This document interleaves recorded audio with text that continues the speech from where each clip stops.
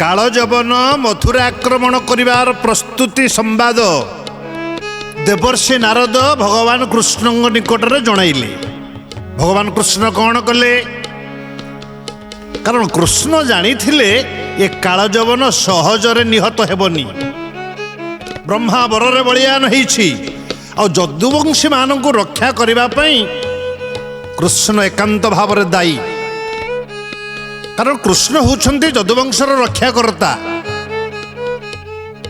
और जदुवंशी माने जेतेबेले जानिले काल जवन आक्रमणर खबर समस्ते भीतत्रस्त हो पड़ी भगवान कृष्ण निकट में शरणापन्न हेले। कहले हे कृष्ण केशव आपण होउछन्ति जदुवंशर कुमुद चंद्र। केते केते विपदर आपण जदुवंशी मानक रक्षा करिसन्ति। आज ये काल जवनर हाथरू कौन आमको सुरक्षा करेनि प्रभु? ए जदुवंश रक्षा करंतु ना। दया कर हे प्रभु दीन तारण। दया कर हे प्रभु दीन तारण। और रक्षा कले भासी जीव ए प्राण हे राधा माधव जवन मारी वंश रक्षा करिब हे राधा माधव। भगवान कृष्ण जदुवंशी मानकर विनम्र प्रार्थना रे अकुण निवेदन रे प्रसन्न हेले। कहले हे जदुवंशी माने काहेकि भय करुछ? मु अछि ना। निश्चित भाव में मु काल जवन को विनाश करी ए वंश को सुरक्षा प्रदान करी। समस्त आश्वस्ति प्रकाश कले एवं कृष्ण बलराम जदुवंशी मानक सहित गोमत पर्वत रे जाई आत्मगोपन कले।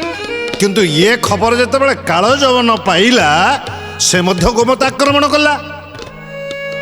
एक कथा जानी भगवान कृष्ण गोटे उपाय चिंता कले। कले काल जवन को सहजरे विनाश करी हेबनी। आ सहित कपटता करने को पड़ो। तेणु काल जवन को युद्ध आमंत्रण कले। कले हे काल जवन सुन तू मो सहित युद्ध करने को चाहूछु तो?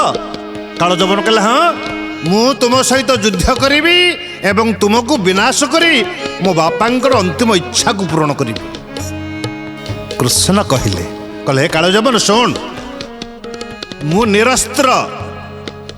तोर हाथ में अस्त्र अच्छी तोर सैन्य सेना मान अच्छी किंतु मु निरस्त्र। निरस्त्र सहित शस्त्री के युद्ध करने युद्धर नियम नुहे।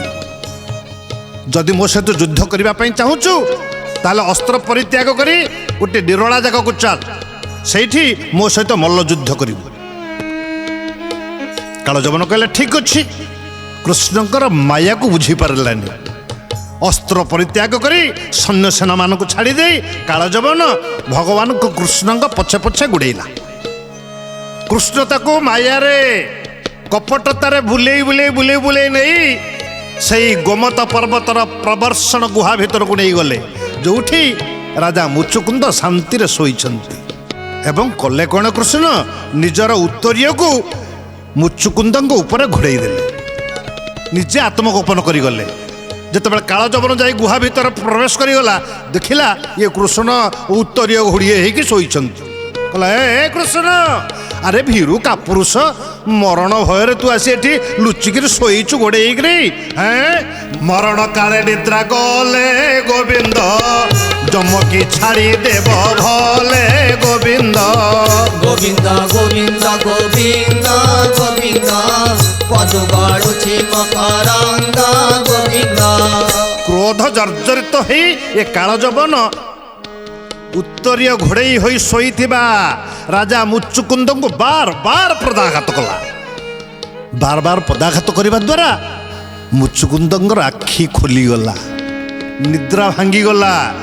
इंद्रंक वरदान रे तांको आखिरु अग्निवृष्टि हैला। मुचुकुंद नेत्रानल रे काल जवन भस्म हो गला।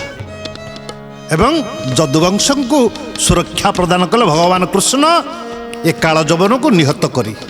ଆଜ୍ଞା ମାନେ ଆଜି ଆମ ପୁରାଣ ଗଣ୍ଠିର ଗଣ୍ଠି ଥିଲା ମୁଚୁକୁନ୍ଦ ହସର ତାତ୍ପର୍ଯ୍ୟ କ'ଣ? ଆଜ୍ଞା ମୁଚୁକୁନ୍ଦଙ୍କର କଟାକ୍ଷ ଚାହାଣୀରେ କାଳ ଯବନ ବିନାଶ ହେଇଥିବାରୁ ଆମେ କଥା କଥାକେ କୁହନ୍ତି ଏଇ ମୁଚୁକୁନ୍ଦ ହସ ହସୁଛୁ କି ରେ, ମୋ ପ୍ରତି କିଛି ବିପଦ ଅଛି ନା କ'ଣ? ଆଜି ତ ଆମେ ପୁରାଣର ଗଣ୍ଠିକୁ ଖୋଲିଲୁ। ଆସନ୍ତୁ ଆଜିର ଚର୍ଚ୍ଚାରୁ ଆମେ ଶିଖିଲେ କ'ଣ? ଗର୍ବ ଅହଙ୍କାର ଅନ୍ୟାୟ ଅତ୍ୟାଚାର କରି ଅନ୍ୟର ଅନିଷ୍ଟ ଚିନ୍ତା କରନ୍ତୁନି ଆଜ୍ଞା। ଯେତେ ବଡ଼ ଜ୍ଞାନୀମାନେ ଧନୀ ଆପଣ ହେଇଥାନ୍ତୁ ନା କାହିଁକି, ଯଦି ଗର୍ବ ଅହଙ୍କାରରେ ଅନ୍ୟାୟ ଅତ୍ୟାଚାର କରନ୍ତି ଭଗବାନ କେବେ ବି ସହିବେନି। ନିଶ୍ଚିତ ଭାବରେ ଆପଣଙ୍କ କର୍ମଫଳ ଆପଣ ଭୋଗ କରିବେ।